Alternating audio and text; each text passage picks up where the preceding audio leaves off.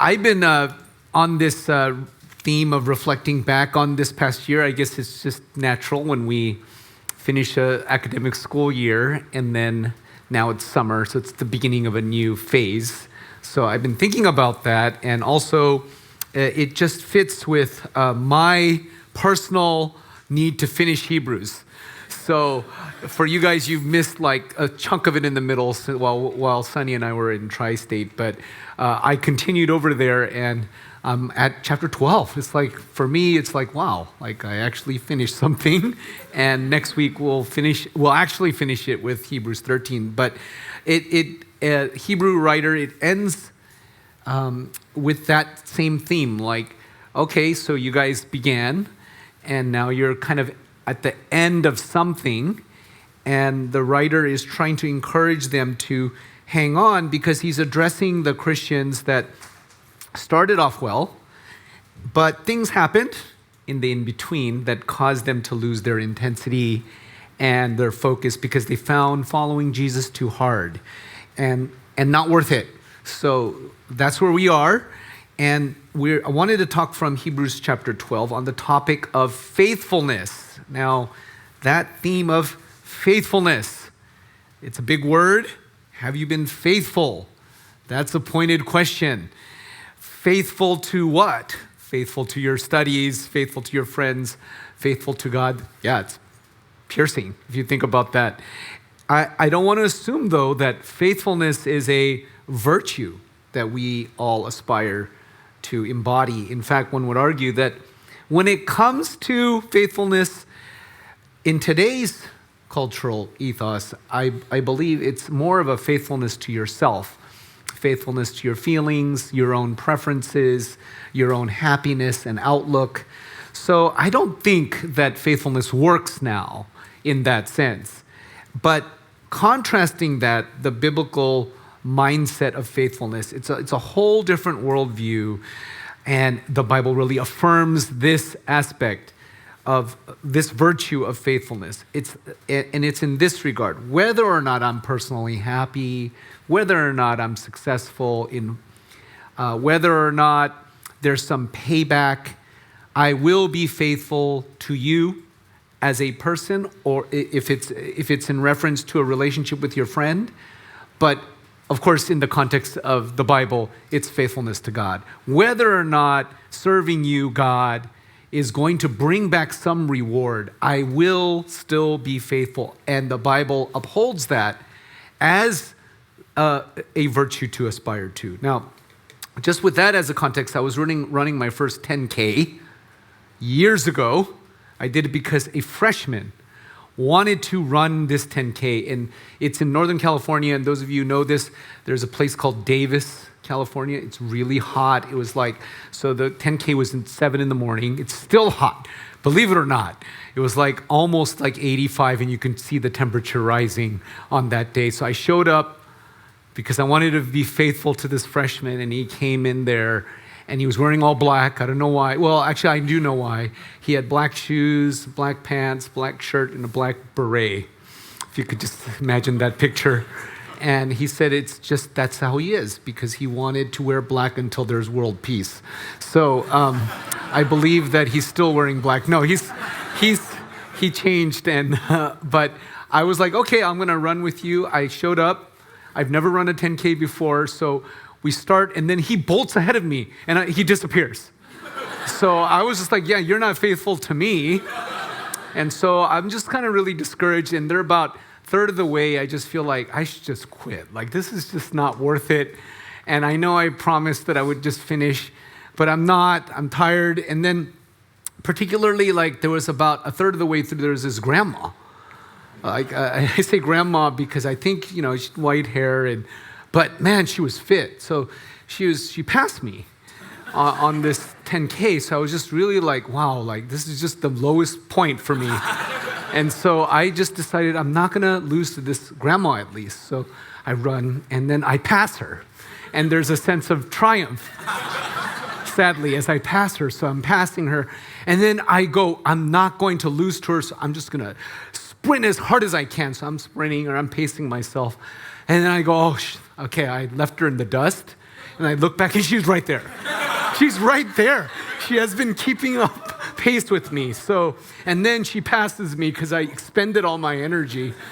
And then the way the race is, it loops around. So then you go back, and then I saw her coming toward me. And I thought, this is really discouraging. And there's another quitting point at that point, because I was like, surely the end where she turned is not that far, and it was really far.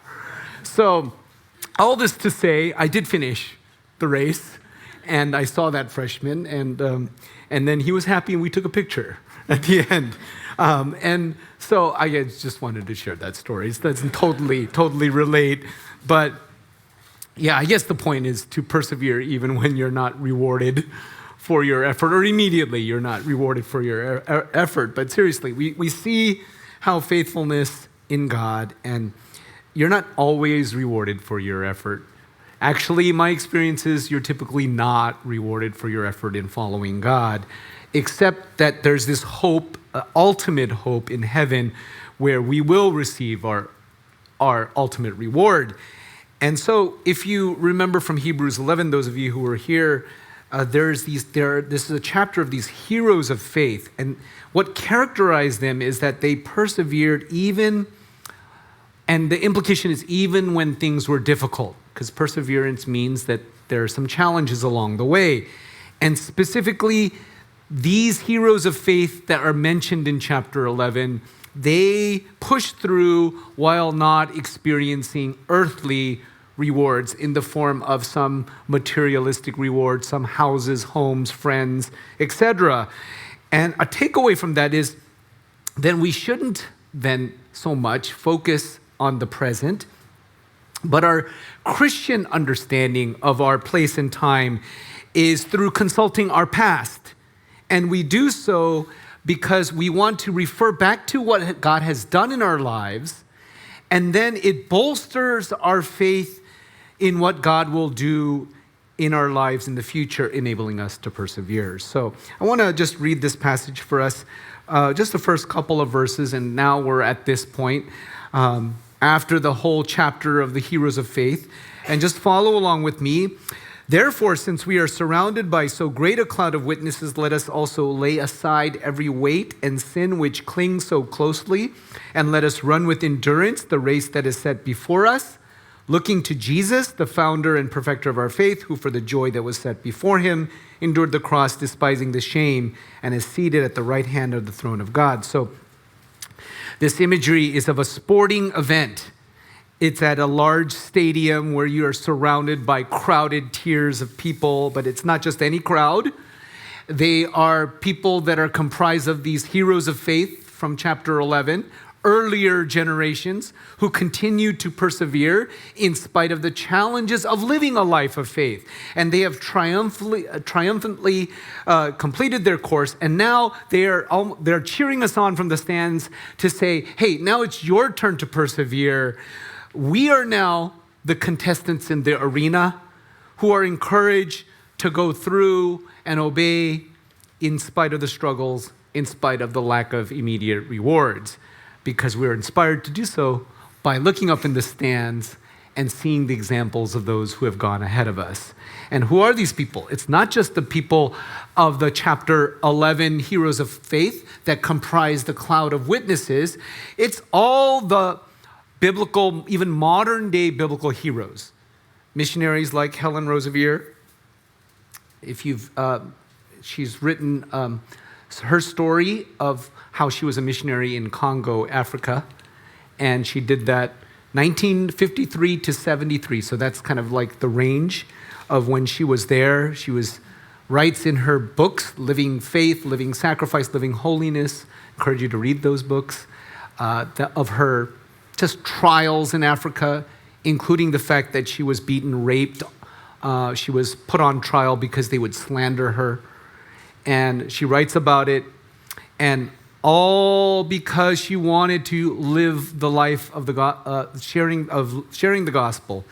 And eventually, through her perseverance, she slowly earned their trust of the people because she suffered more than they did. And they recognized that. So she is one of the many people in the stands cheering us on, but I was just talking to Austin Zhang earlier today, and he was like telling me that in Cambodia there was a sister who has been, she graduated from Life University in Cambodia, and then she was commissioned to go share the gospel in one of the Cambodian villages, and she did so now going on 17 years. She's never married. She's like the pastor of that village, that church, which is a bright light in that dark place where they struggle to live. And the only thing that they have going on is looking at nature, which probably it's just okay, but it tells you that there's not much to do there. And in that context, she has been serving faithfully. Wow. I imagine all the challenges that she had to go through, all the sacrifices she had to make. And she's going on 17 years. So, yeah, it's like people like that.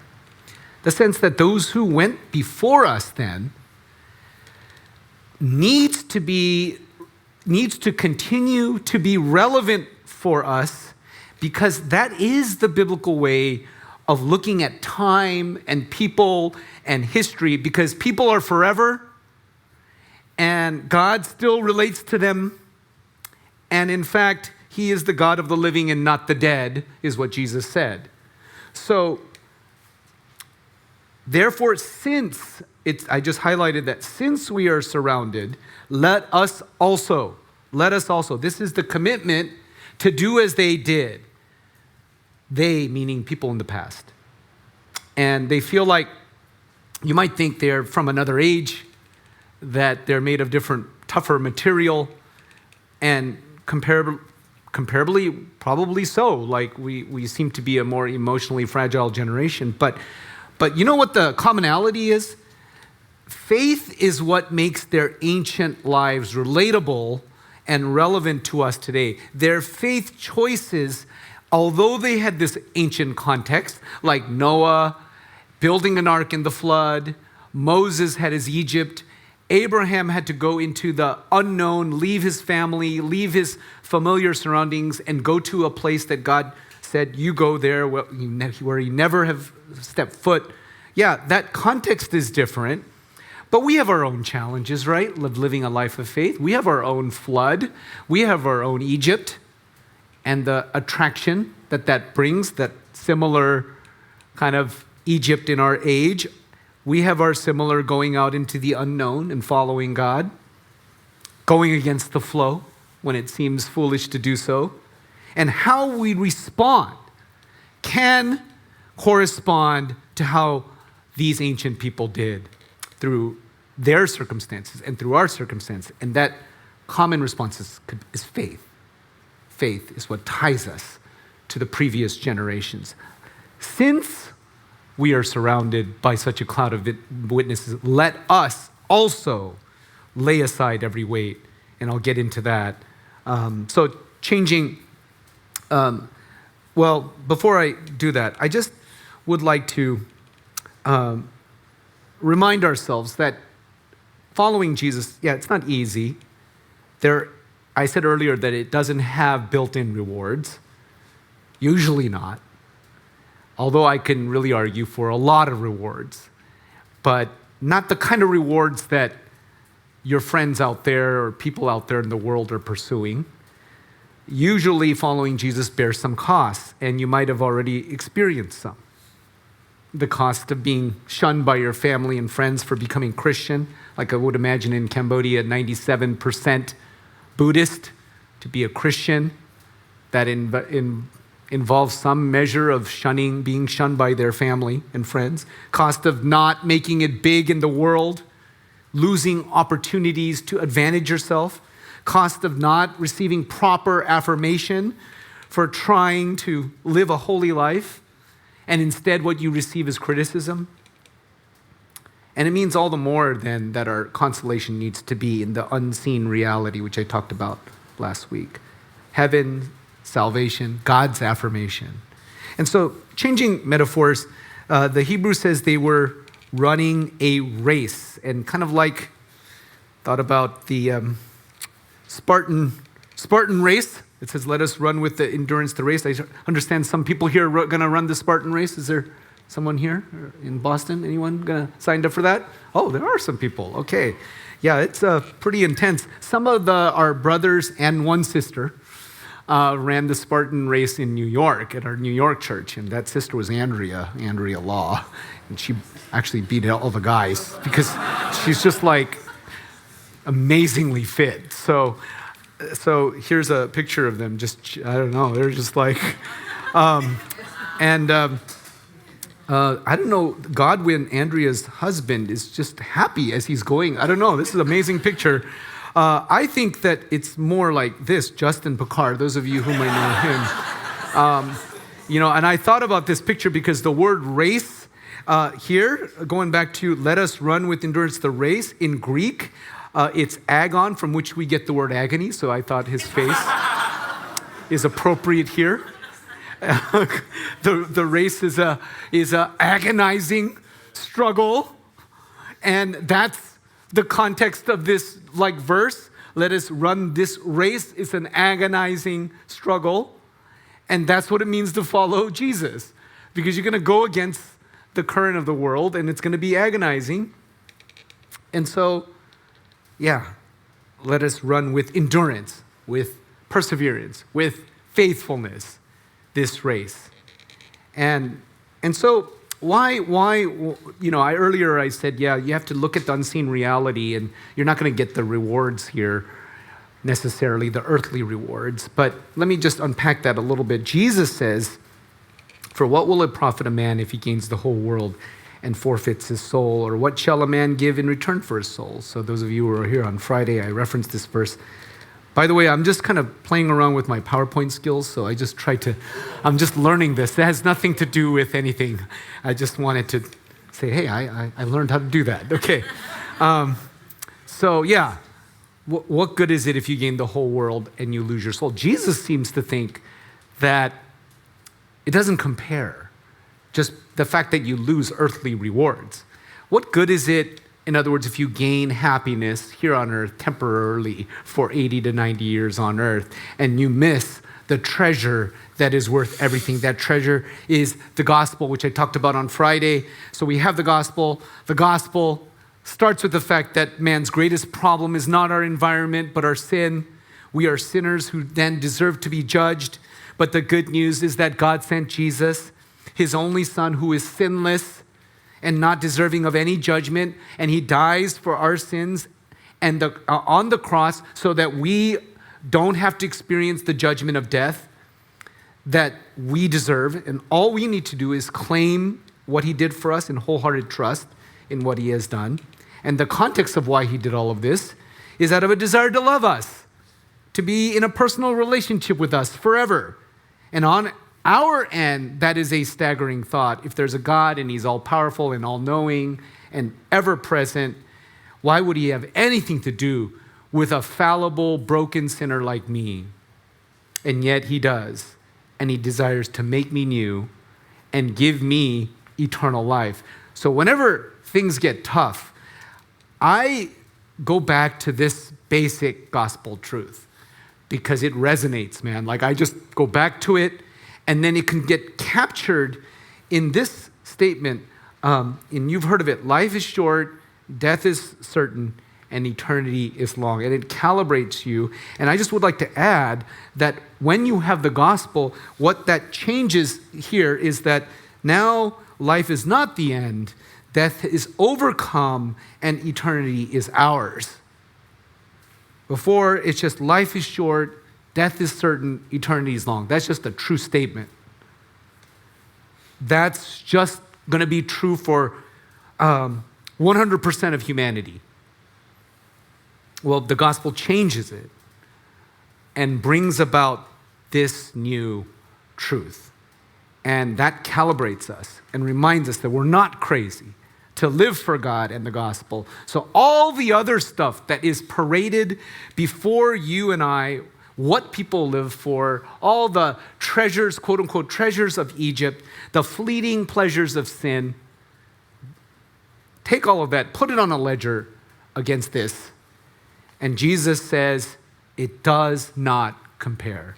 What does it profit a man if he gains the whole world and forfeits his soul? Or what shall a man give in return for his soul? Because people are forever. And so we're running this race. We're running this race to share this gospel, which is what the Cambodia mission team did, to not succumb to sin ourselves, and then to inspire others and be inspired by the people that are cheering us on from the stands. So that's why the writer says, let us also. And then now I'm going back to the specifics of what he's asking us to do. It says, let us lay aside every weight and sin. Let us run with endurance. So I'm going to just talk about that. Let us lay aside every weight and sin. What is this weight? That seems the longer you run, the heavier it becomes. Lay aside every weight. And that weight generally is perceived to be our character problems. You know, your laziness, your irritability, the way you're wired, maybe you're just the general sensitivity toward criticism, moodiness. And I think we can all resonate with the fact that the longer you've run, these sins or these character issues have become a heavier burden. So we need to lay it aside. How do we lay it aside? That's easier said than done, right? And it's why we have the church. It's God's idea to help us work through our resilient character issues, give us feedback, and train us to get better at life so that we can focus on doing what is most important, which is sharing the gospel. And so to train us sounds like, okay, what does that mean? Why don't you fill that with some content? But I think specifically to train us to increase our capacity, and I say increase our capacity because the character issues limit our capacity. And so we've done that with people, offer up resources as the church, and in the form of content. We have what's called Course 201 and 301 to teach us on servanthood and generosity and what it means to live in community and to help us obey and to keep us accountable. And so I just gave that as a brief example. Hopefully you'll have a chance to take those courses. It's really well written and it really has helped many, many people. So just as an example, we need to be open to that though, so that we can lay aside every weight. And then it says, lay aside every weight and sin. So it's separated. It's a different concept. And this imagery of sin is, when we say lay aside every sin, the picture I have is sin is just not letting you go. And so in Hebrews 12 verse 4, in your struggle against sin, you have not yet resisted to the point of shedding your blood. Wow, that's high standard. I would argue that this is what life is all about. It's a struggle against sin. The race that is marked out for us, the reason why people don't finish it is because of sin issues, which clings so closely, doesn't let us go. And here, I don't have to spell it out too much. You know what I'm talking about: sin, resentment, anger, envy, selfishness, grudges, self-consciousness, our lusts. And the Hebrew writers encouraging us lay aside every sin that clings so closely. And we do so by going back to the gospel, like I just said. Life is short, death is certain, eternity is long. Going back to that and going back to the reliability of the gospel to deliver us from sin. And as we come into the light of truth, just experiencing a newfound freedom and relief through God's gracious response and the gracious response from the brothers and sisters of the church. But that involves a deliberate choice to resist. And it says we must resist, the writer says, to the point of shedding blood. Not literally, of course, it's a metaphor, but sin, in other words, must not be allowed into our life. It must be rejected immediately. Don't consider it. Don't talk to sin. Shut the door on sin. It's like those B-rated movies I used to watch when I was in college, freshman year. I would go in there. My roommate would say, let's see this movie. I remember this one. It was called The Blind Ninja. I think that was the title. I don't think it was the title actually, but it was a ninja man that was blind. And we go in there, and then he, it's like that classic story. Like he can hear though. It's amazing. But anyway, I don't want to get deep into this movie, but the people in the theater, audience participation, he's going into these hallways and he's trying to open these doors, and people are like, "Don't go there, shut that door," and it's like that kind of imagery I have in mind when I think of when you're kind of walking down the corridor of your life and you have these open doors that lead you down bad paths. Like, shut that door. It must not be allowed into our life. Don't go in there. Resist to the point of shedding blood. That's the gold standard. I know that's tiring. I know that's hard. Resisting anything is costly. It means putting up guardrails. So that means it's cumbersome.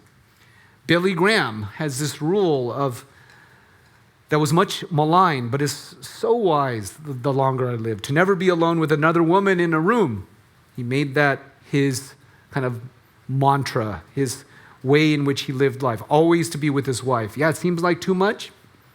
Seems like it on one end, but that's what it means to shut the door.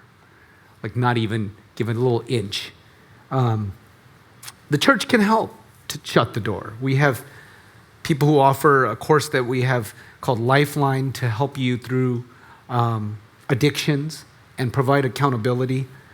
All of us have struggles, reoccurring problems with our rebellious bodies and selfish hearts and immaturity, and we all struggle to obey God's will for our lives, and maybe it gets debilitating and it keeps us from really coming back and fully being available for God.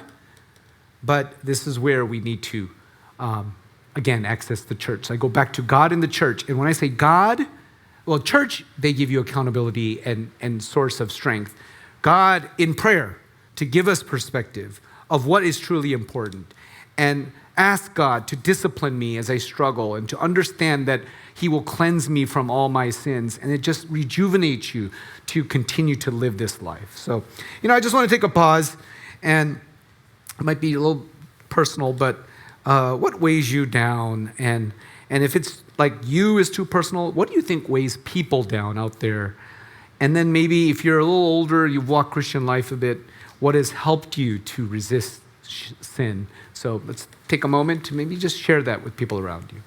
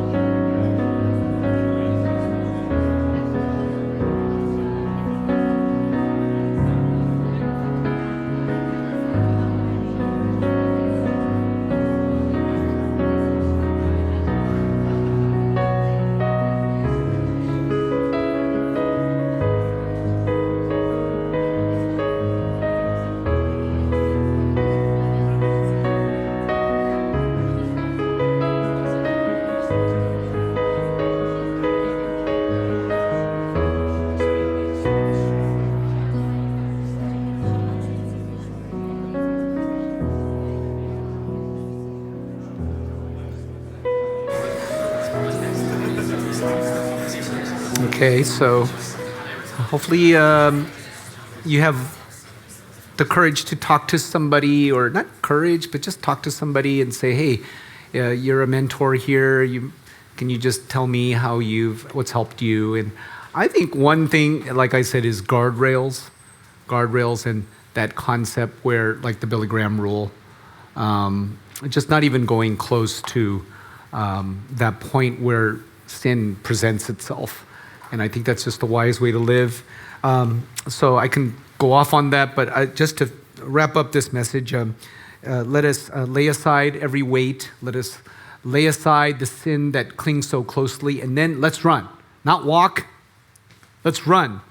It's a race. Christian life is a race. It speaks of the intensity and laser-like focus of living for God. And Apostle Paul says in 1 Corinthians 9, I do not run aimlessly. I keep it my body under control, lest I be disqualified. It means not giving into our appetites so that we don't abdicate our place in God's eyes as a faithful servant. And that will require what? Run with endurance, because it hurts to struggle against your sin, and you're going to get discouraged, and there's going to be pain. Pain is involved. Difficulties are involved. You'll get wounded as you do so, particularly as you try to obey God in ministry, because ministry is how we're going to run this race. When I say ministry, loving others, sharing the gospel with others, and in the process you will feel besieged as you live out this call. But when that happens, the Hebrew writer is saying run with endurance. And when you endure, here it is. The fruit of it, one of the fruits will be maturity. And maturity is something to aspire to because it enables us to, one thing, to love people better. It gives you greater capacity in all your relationships. And let's face it, people are, relational beings. And if it helps you in all your relationships, it's going to help you in life. And it helps you in your relationship in loving your spouse, your friends, your little kids, other students and friends. And this will be more and more important as you get older, because my experience is people remain in their immaturity because they don't run with endurance. They give up and they quit. And so to the extent that they do, they find people and relationships hard and difficult, and they end up escaping, and they end up being isolated as a result. And so that's sad. So maturity is what is needed. And that kind of transformation happens only through endurance. Helps knowing this, because when the training happens in the form of correction and discipline, it enables you to just receive those trials and metabolize them in light of the end goal, which is that God is caring for us. And it says, in fact, in Hebrews 12, verse 5, and have you forgotten the exhortation that addresses you as sons? My son, do not regard lightly the discipline of the Lord, nor be weary when reproved by him. For the Lord disciplines the one he loves and chastises every son whom he receives. It is for discipline that you have to endure. God is treating you as sons. For what son is there whom his father does not discipline? So as a father, of course, if he loves his son or daughter, he disciplines them. He's not patronizing them when he does this. In fact, he has a high view of that child, a high vision when he disciplines them. It's the parent that has not enough love that is unable to discipline their child. But when you really love intensely, then you're going to chastise because you know it's for their good. You know it's for their maturity. So C.S. Lewis calls this type of dynamic between God and us as the intolerable complement of his love. It's God's high view of us that pays us the high compliment that leads him to discipline us even when we don't like it. It's because he accepts me as his son and daughter, or daughter, so that he will not be satisfied until I become all that he's envisioned me to become, until he makes me complete. So this process, this period of discipline from God, it's painful. And my experience is that ministry is the perfect context to shake off all the ways that we don't work right. So I urge you to just start by trying to love one person. When I was a junior, I was entrusted with 3 freshmen that I just my mentor said, hey, take care of these 3 guys. I was like, wow. So I was there, and one of the freshmen was running for ASB president, and then I thought, oh man, a little intimidated, but I thought, I'm a junior, I know some stuff. And it turns out that as I'm having a captive audience, imagine this in my room, in my apartment, and these 3 guys around me, and they're just like looking at me, please teach us, guide us. And you don't know that. If you don't know that feeling, that's kind of a terrifying feeling in the beginning. It's because these people are looking to you to actually say something and love them and care for them. So that I remember the next week, I said, I have to live a certain way. Otherwise, I just will feel like a hypocrite before them. Because if I'm teaching on selfishness and I'm selfish, I'm teaching that they should be generous and I'm just like not generous. It just felt so not right. So it purified me. It matured me as I'm loving these 3 students. And that's what ministry does. And imagine multiplying that experience over many years and how the kind of person that you will end up becoming. So going back to endurance, hopefully you're getting the picture. Christianity is not some soft religion where people just show up and consume and receive some benefits from the community and that's it. At the core of it is we are a hospital for sinners to really minister and love others. It's about laboring with blood and sweat, and the process will involve joy and pain and being persecuted, but the joy in God will ultimately be triumphant. Being a product of our generation, our time and culture, we're very used to luxuries and convenience, things being handed to us with very minimal effort. In Christian life, it contrasts to that.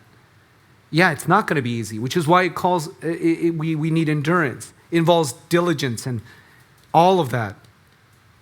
These are the virtues toward which God is calling us to. Now, some of us are growing faint-hearted, trying to obey God. You're thinking, where's the payback? Some of you have not started because you don't believe this kind of sacrifice is for your good. Go back to life is short, death is certain, eternity is long.